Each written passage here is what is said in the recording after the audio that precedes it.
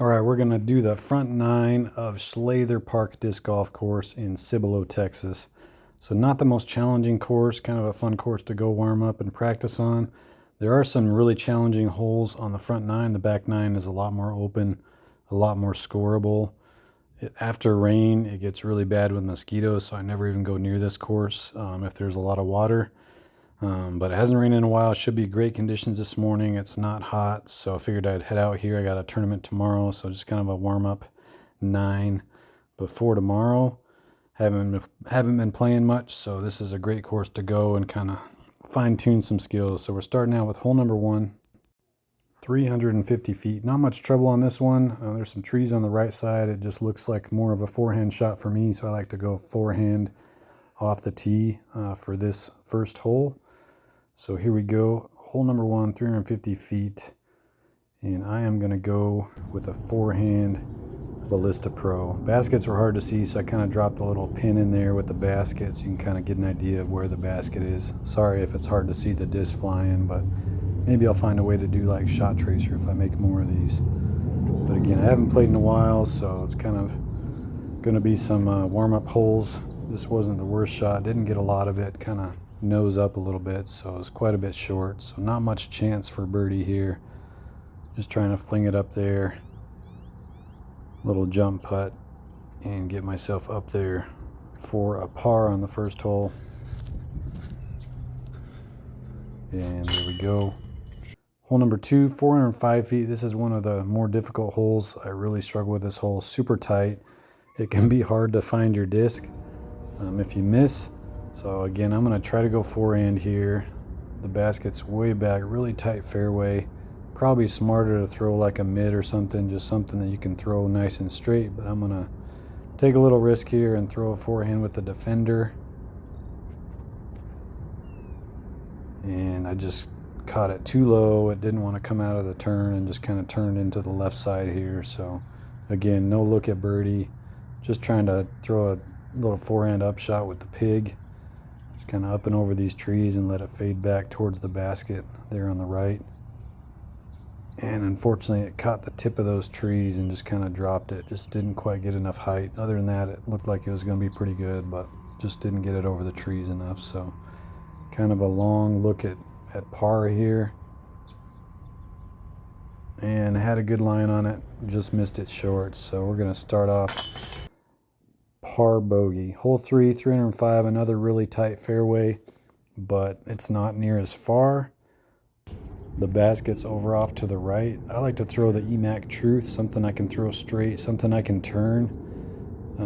I feel like I can at least hit this fairway with this disc. So I'm going to try to just kind of release it nice and flat and let it turn out of my hand and hopefully be aiming right down the middle of the fairway, hoping it's going to turn towards the basket and then start to fade at the very end. And this one, I was just worried it was turning a little too much, but it was just right. Not too bad. As you can see here, got a nice look at birdie here, not too far away.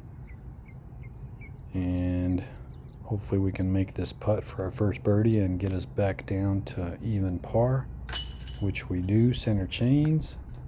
Hole 4 continues down the same opening. Again, not too far, 317. Basket's just off to the left side this time.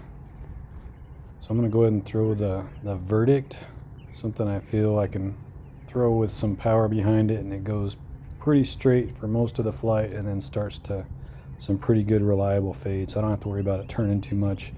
Just going to try to go down the center of the fairway and then let it kind of fade back towards the basket at the end. A pretty good shot. I'm trying to make sure it fades back, and it does. So another pretty good shot here. Hopefully we can make this putt for birdie. I don't feel super confident with my putting right now because I just haven't been playing enough.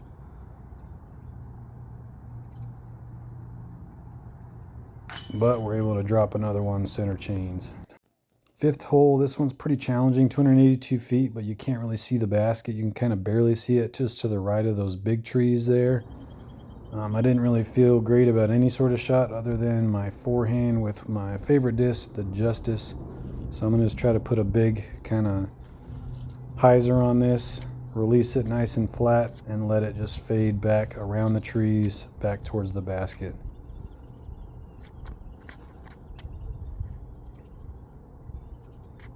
This looks really good. I was just worried that it was going to clip those trees. You can see all the trees that I had to go over, but really good shot there. I was pleased with that one. And we got a chance for the trifecta here, 3 birdies in a row. Let's see if we can drop this one in.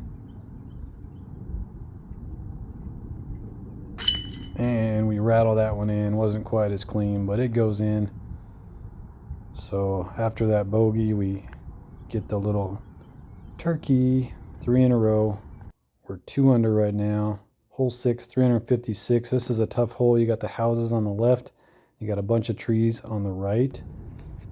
And it's a long hole, so I'm going to go with the sheriff. This is something I can turn pretty well, but it eventually stables up for me usually.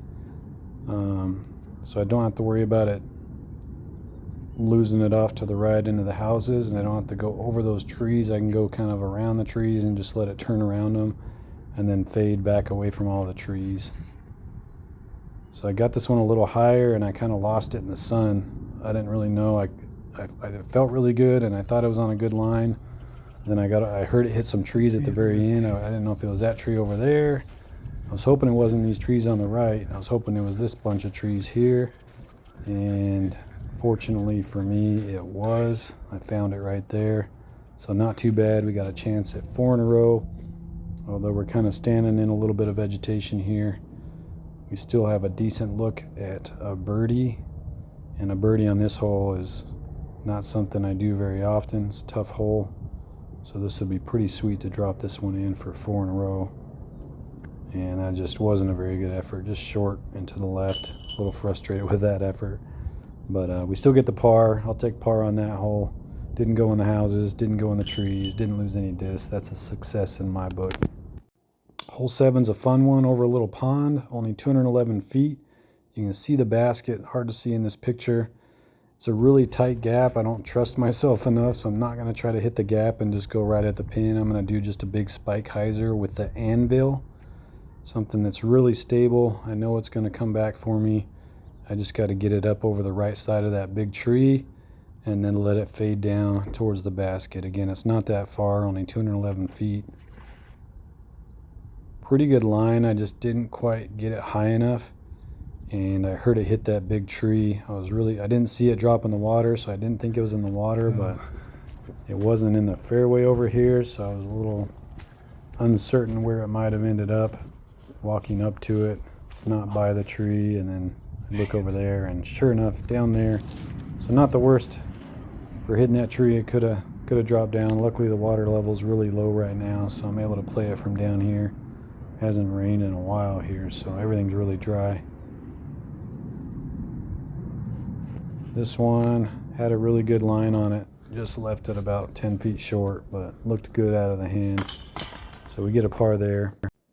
Hole 8, a longer hole, 404. It's one I can really get into.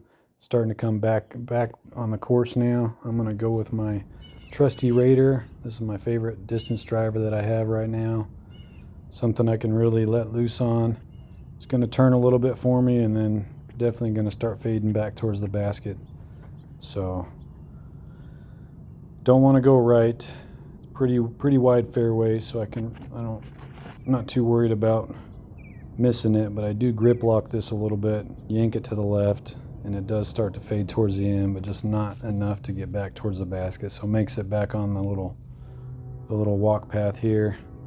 So there's kind of trouble along. I don't really want to mess with that, so I'm just going to chuck this up there and get a birdie. Wasn't trying to run that one at all, or not birdie, get a par. If I would have ran that one, there was a chance I would go long, and didn't want to risk that. This lady consented to be on my video. Maybe. There you go. You see me finish off for my par. Hole 9, last hole, 214 feet. Little ace run hole, but it's really hard because you got to keep it really low. It's really hard to go wide with a forehand, so I'm just choosing to go with my Justice. It's kind of a tough disc to keep low and not hit the ground just because it doesn't have much glide, and it just kind of dropped out of my hand. I'm usually able to get that a lot closer and at least get an easy birdie, so kind of disappointing to have such a long putt here. Kind of the edge of the circle here. See if I can finish off with a sweet birdie And again, good line, just didn't quite have enough on it. So we're going to end with a par. So not the worst, definitely a fun course to warm up on. The back nine is even more open. You can kind of let loose on some holes. A lot of birdie opportunities on the back nine. Not the best course around here, but definitely not the worst either, especially when it's dry. You don't have to worry about mosquitoes or water, but there you go. 2 under for the day. Not too shabby. Hope you guys enjoyed, and check out Schlather Park Disc Golf Course in Cibolo, Texas.